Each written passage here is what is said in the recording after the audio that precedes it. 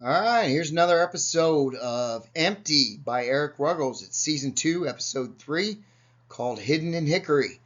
If you've missed my last episodes, you can go to my YouTube page, www.youtube.com/ Eric Ruggles. You can go to the playlist with the Empty Podcast. It will say Empty Podcast. And you can watch and listen to episodes 1 through 9 on season 1 and episodes 1 and 2 with season 2. While you're there, become a subscriber today. I do appreciate all the subscribers I do have. Working towards getting to 1,000, and I have 130 right now. So I do appreciate all of you that have subscribed. So season 2, Empty 3, Hidden in Hickory. Where we left off, pretty much Rayden is now in Creo's cabin, hiding out. You've been introduced to Chastain, which was the lead detective on the case at the murders in the lighthouse, and also involved in a regional task force with a detective named Turner. They both head the regional task force along the East Coast.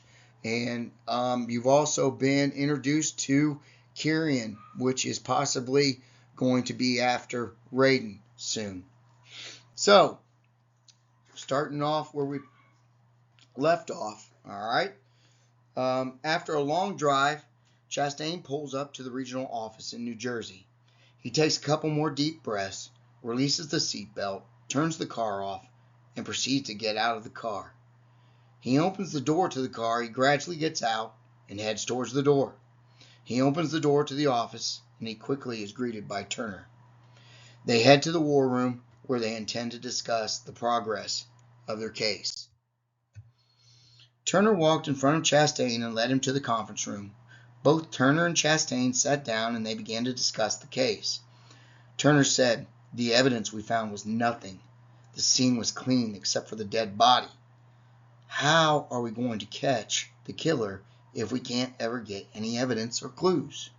Chastain asked, "There was really no prints? Nothing left at all?" "No," replied Turner. "So basically we're working with nothing?" asked Chastain. "Well, not necessarily. The heads have been decapitated, but it is not a clean cut. It is a jagged cut, as if it were teeth that bit into the neck," said Turner. "So it's almost like a bear, I would assume," said Chastain. "Yeah, but would a bear leave no blood and no tracks?" said Turner, in a smart-ass way. "I was comparing," said Chastain, "not insinuating it was a bear." Yeah, said Turner. Their conversation was interrupted by a phone call on Chastain's phone. Chastain said, "It's the lab. Let me get this real quick." So he answered the phone to a voice on the other end, exclaiming that they have identified the bodies that were killed at the lighthouse in Ipswich Bay. The two males are Darren Michaels and Drew Barnes. The females are Cheryl Miller and Rachel Evans, as the victims are residents of Hickory, North Carolina. Chastain said, "Wow, okay, that's great. I will probably catch a flight into Charlotte and rent a car to drive to Hickory. I will head to their police precincts to get the addresses of these victims." "Sir," said the voice on the other end, "there is a sheriff's office in Hickory, and that is all." "Well, I will send you the address, sir. Thanks," and his phone dinged with the address of the Hickory Sheriff's Department. Chastain said bye and thanks again and hung up. Chastain asked Turner if it was okay to follow up on these dead victims. Turner said, "I will stay here and try to find some type of lead on this guy. And I guess you can go to North Carolina because this has now turned into a regional case." "I guess you're right," said Chastain. "I will keep you informed on the murders of the North Carolina bodies, and you keep me posted on anything you find." "Will do," said Turner. Chastain sat back in his aisle seat, waiting for the 747 to Charlotte to take off. His mind began to drift to the case and how odd it was that these 4 people from the same town ended up in Ipswich Bay at a lighthouse together and all dead. Talking to himself, Chastain says, "There has to be a piece or pieces of the puzzle missing," meaning suspects. Going back to the cabin where Rayden was, the cabin was lonely, and Rayden began to feel the pain of losing his mother. father and girlfriend and friend. The sadness turned to determination as Rayden began to think of how he could track down Kyrian before Kyrian found him. If Kyrian was even looking for him, that is. Game on, Rayden thought to himself. If Kyrian was wanting to control the world and Creo knew about him, then there was a possibility that Kyrian knows about Creo. He may not know Creo is dead, but that Creo existed and is still alive. Kyrian would realize Creo was a threat, and Kyrian would have to end Creo if he wanted to be powerful enough to control the world. That means there is a possibility that Kyrian will be coming to Hickory, North Carolina in search of Creo. Chastain's plane lands in Charlotte, and he quickly takes the phone off airplane mode. Bling, bling, bling, bling, bling. His phone was blowing up. Chastain saw a text message from Turner, so he clicked on it and read the text message. The message read, "Looks like our serial killer is heading your way. There has been another homicide, and this one is in Newport, Virginia. The scene is the same as the other victims. He is decapitated, and the body has been drained of blood, leaving no mess practically. Sending pics of the crime scene so you can see them." So Chastain scrolled down and saw the detailed pictures of the crime scene and body. As he scrolled down, he thought to himself that he is going to need help, especially with 2 cases to solve. That seemed to be heading in the same place.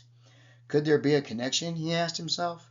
Both homicides, but done differently, which would indicate they were probably not related. The first picture was the body with no head.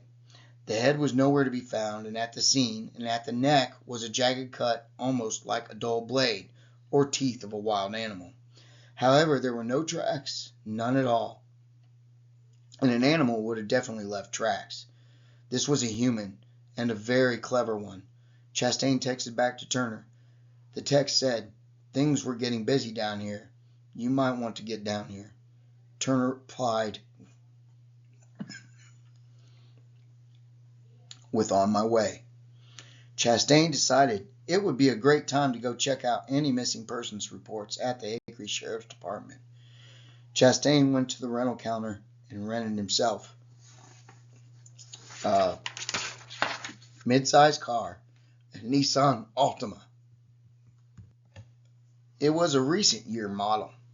He paid the Enterprise representative, signed the papers, and took the keys for the car. He turned and headed to the lot where he was to pick up his car in spot 27G. As he got out of the car, Chastain lightly packed, because it was supposed to be a short trip to New Jersey, threw his small duffel bag into the back seat. He sat in the driver's seat, started the car, typed the Hickory Sheriff's Office address into the Waze app on his phone, and then he went on. Let's go get these addresses, Chastain thought to himself. Rayden, now focused on eliminating Kyrian, pulled the piece of paper out of his pocket and read what powers he had written down that he wanted to focus on. Of course, he was able to move objects, read minds, shift shapes, immortality, super strength as his current powers, but his new list of new powers contained invisibility, energy blast from his body, teleporting, healing, and finally he was able to generate a protective energy shield around his body. He was ready to test and try these powers out. He already had worked on teleporting, so he was going to work on the others and possibly teleport a couple times at the end of practicing. He started with the invisibility, and it was just like the other powers. He needed to focus on being invisible, and it would happen. He tried it several times until he had it down to an art. Next, energy blast from his body. He quickly found out that the energy from your body can only generate a blast and then has to reboot, so to speak, to have enough to blast again. Rayden then realized that is why, after the first shot at Creo from his dad, that there was not another one to follow it up. So Rayden would wait and figured out it took about 5 minutes to regenerate enough energy to shoot another blast. He took only a few more shots and his aim was good. It was good enough for his liking, so he moved on to the next power.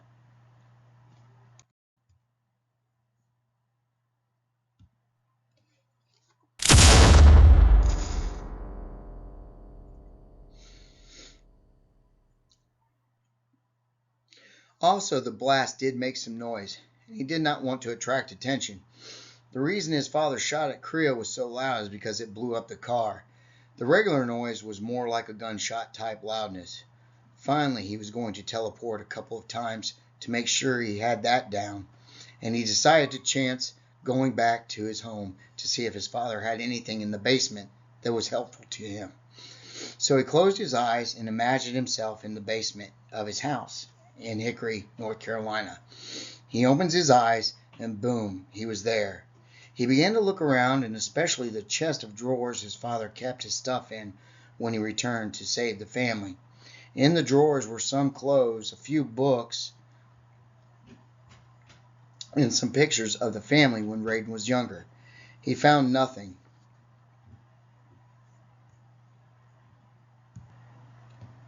"That sucks," whispered Rayden. So he started upstairs to go to his room. As he entered his room, he walked past the desk and saw the pen marking on the desk, the one he used his thoughts to move the pen when he first realized he had the powers. He sat on his bed, thinking of the time it was just him and his mom. He remembered his mother's smile, and she was always there for him, but gave him space, too. It was a strange relationship, but Rayden liked it that way. But now she is gone, and he will never see her again.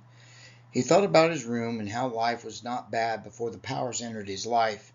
He thought about Rachel, her smile, her pretty face, and most of all, how close they were as friends and how it was turning into more. Another reason he teleported back home is that he had to bury the stone in his body to protect the family stone. The house had lots of first aid stuff, so he went to the main bathroom and gathered up rubbing alcohol, some gauze, and medical tape. He then proceeded to the basement where his father's tools were and grabbed a box cutter from the toolbox. He then went back to his bedroom and grabbed a big towel from his bathroom. He laid the towel on his bed and began cleaning the box cutter with the alcohol and then his butt cheek. He then inserted the stone into the deep gash he had made with the box cutter.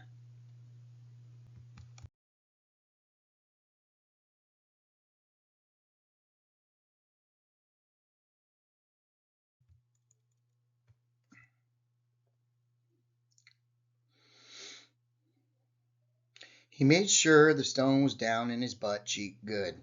There was blood all over the towel, but he made sure none got on the bed. After the stone was completely covered and well into his butt cheek, he proceeded to place his hand over the incision, and a bright glow came from his hand, and the wound was closed and healed. There was no pain. Advantages of being a warlock, he said out loud. Rayden took the bloody towel and ran his glowing hand over the towel, and the bloody towel was cleaned, and no blood was left. Going back to the Hickory Sheriff's Office, Chastain showed his credentials and started to explain he was there, why he was there, and the individuals involved in the homicide at Ipswich Bay. The deputy sheriff at the counter started to shed tears as he told Chastain about Drew and Rachel on the missing persons report. He was shaking and trembling as he told Chastain he was upset. Hickory was a small town and pretty much people knew people, and the deputy sheriff knew both families and was not prepared to tell Rachel's mother and Drew's parents that their children were dead. "Anything on that Darren Michaels?" asked Chastain. As the deputy sheriff gained composure, he said that there was no information in the database for Darren. "That is strange," thought Chastain. Chastain then said, "I also mentioned Cheryl Miller, but you did not say anything about a missing report on her." "No, there was not one. None filed," said the deputy. "She has a son named Rayden, and for sure he would have said something." "Are you sure the other body was Cheryl's?" asked the deputy. "Positive," said Chastain. "You said she had a son as well?" "Rayden? He was not on the list of the identified bodies, and all the bodies were accounted for by the lab." Chastain said, "Well, that may be our missing link. I need to find him, dead or alive." The deputy sheriff explained that the father left Rayden and his mother when Rayden was in high school. It devastated Rayden, and he went through some rough changes. Started getting poor grades, but still passed. Quit sports, but still was in pretty good shape. He just acted like he did not care anymore. He wasn't a bad kid, but definitely not living to his potential. You said missing link. I doubt he killed anyone. He definitely did not go down that wrong path, said the deputy. Chastain asked, still, I would like to go to their address to see if Rayden may be there, or if the neighbors could tell me anything. Could you give me the addresses for Rayden, Rachel, and Drew? I would really like to talk to Rayden if he is home. And as a favor, I will give the bad news to all the families involved so you don't have to. The deputy sheriff went to the computer, printed out all 3 addresses, and handed the printout to Chastain. Chastain took the paper and started walking out the door to his rental car. As he approached his car, his phone rang, and it was Turner. Hello, said Chastain.